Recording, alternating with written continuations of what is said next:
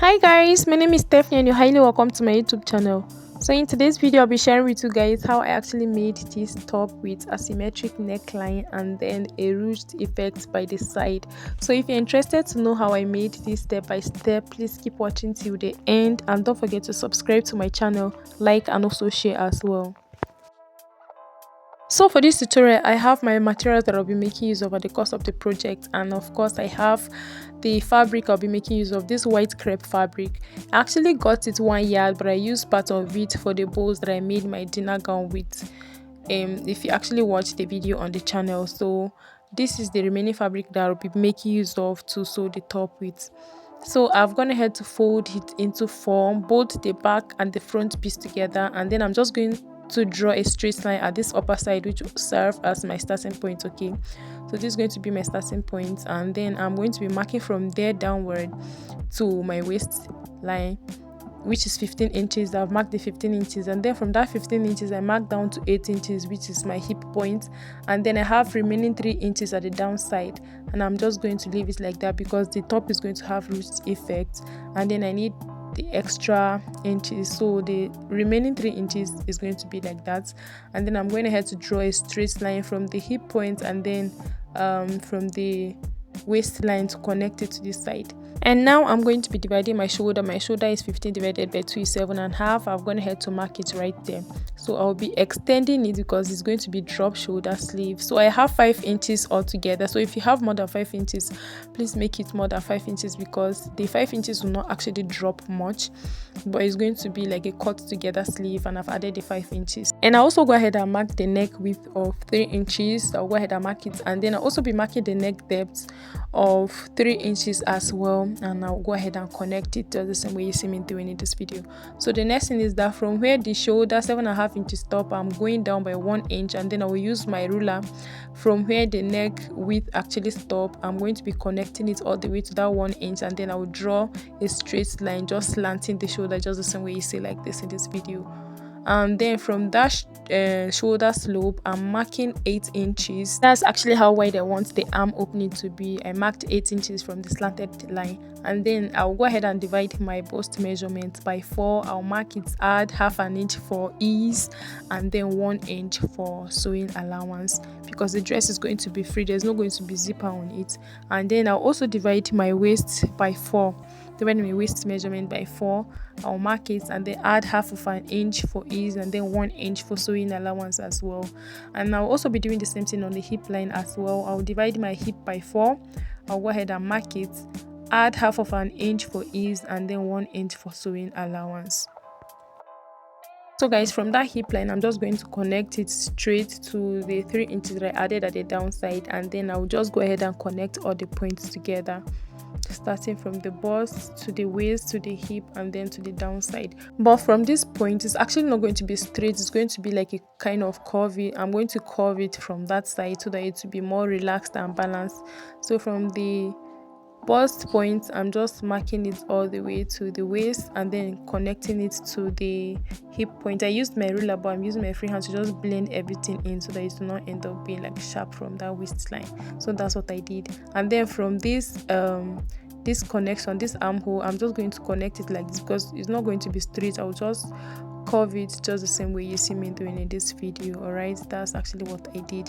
And then after doing that, the next thing I'm going to do is that I'm going to just cut out everything now. So from this arm opening is going to be straight just the same way you see me opening it with my scissors. I'm just cutting it straight, and then I'll go ahead and cut the rest of it except for the neckline because it's having an asymmetric neckline, and then one side is going to be the same and then one side is going in a slanty form. So these remaining pieces, I'm going to be creating a rope that we use in actually fixing inside the top, as you will see later on in the video. So now on this neckline, I've gone ahead to actually cut out everything, as you can see. So this neckline, I've gone ahead to open it up, and then I've notched at that point, so it's going to be connected. It's going to be asymmetric.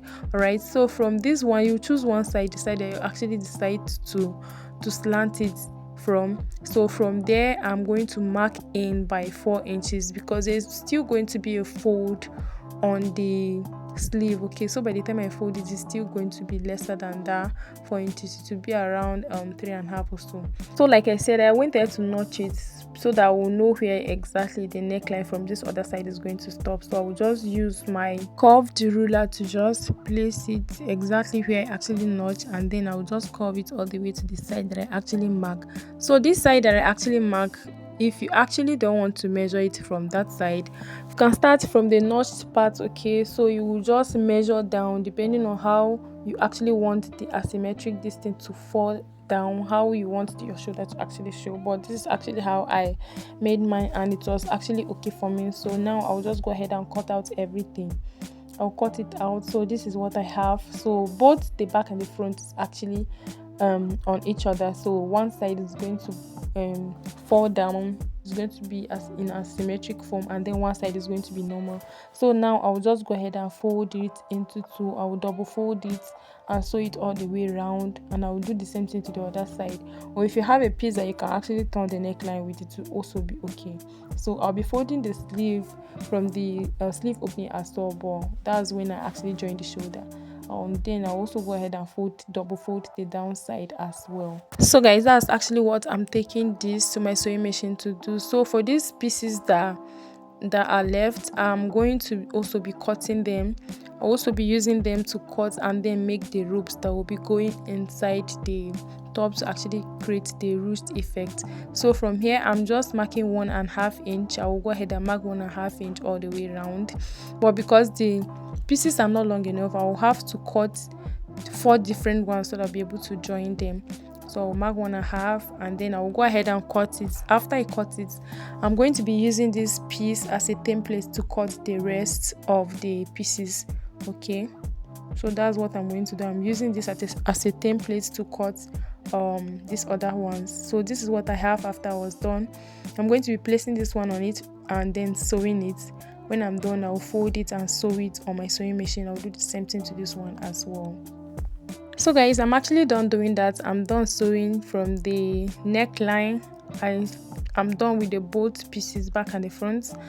And I've also gone ahead to fold the downside as well. I double fold the downside, both back and the front pieces, just the same way you see in this video. So guys, after doing that, the next thing I'm going to do is that the way I place the right sides facing each other, the way I actually place the right sides facing each other, just the same way you see like this, I'm going to sew about 1/2 inch from the shoulder side from both sides. Okay, that's what I'm going to do. So after doing that, this is what I have. I'm done sewing it, and then I'm going to flip the top just the same way you see like this, and then I'll be sewing the sleeve. I'll be double folding from the sleeve opening just the same way you see like this. I will go ahead and sew it on my sewing machine, and I will do the same thing to this other side as well. So guys, I'm actually done doing that. I'm done double folding from the sleeve side as well. So now the next thing is I'm going to be flipping it over, the right sides facing each other, and then I'll go ahead and sew with the 1 inch that I actually left for sewing allowance. So that's what I'm going to do. So guys, I'm actually done doing that. I went there to sew the 1 inch that I actually kept for sewing allowance. So this is what I have. And I've also gone ahead to sew the ropes that I'll be using. I've actually gone ahead to join it, but later on divided it because I need 2 from this side, 2 from the other side.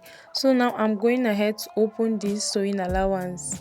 I will go ahead and open the sewing allowance just the same way you see like this. Already marked half length, already is actually reflecting, so I'll just go ahead and just mark it like that, and then I'll be sewing it all the way to the downside. So just make sure that you open up your top so that you don't end up closing the whole top. Open it up, and then I'll just go ahead from there, from where the half length, the waistline actually stop. I'm going ahead to sew it to create a casing that I'll be able to fix the ropes inside. Okay, and I'll do the same thing to this other side as well, and then I'll turn it to the other side and repeat the same process. So guys, I'm actually done doing that, and this is what I have. I'm done doing the same thing to this other side as well. All right, so there is going to be space that I'll actually fix this is. So when I'm done fixing it, I'll just go ahead and sew it and then tack it so that the ropes to actually hold on tight, it will not actually remove when I'm drawing it. So I've actually used a safety pin to actually hold the rope, and then I will just carefully take it inside the space that I actually created for it. So I will continue doing the same thing to this other side as well from both sides. So after doing that, this is what I have, though my ropes are short because that was the only remaining fabric I had. So if you have more fabric, make it longer. So I'm just going ahead to tack it on my sewing machine so that it will hold. It should be longer than where you're actually going to sew, so that when you tack it to hold on to the fabric. I will do the same thing to this other side as well. So after doing that, this is what I have. I went ahead to tack from both sides so that when I'm drawing it to form the ruched effect, the ropes will not escape inside, or it will not remove. So I'm just trying to draw it so that it actually form that ruched effect from both sides. Okay, so this is just the end result of the top. Thank you guys so much for watching. If you are still here, please don't forget to subscribe to my YouTube channel, like this video, and also share the video to anyone you know the video will be of help to. Thank you guys so much for watching, and I hope to see you guys in my next video. Bye.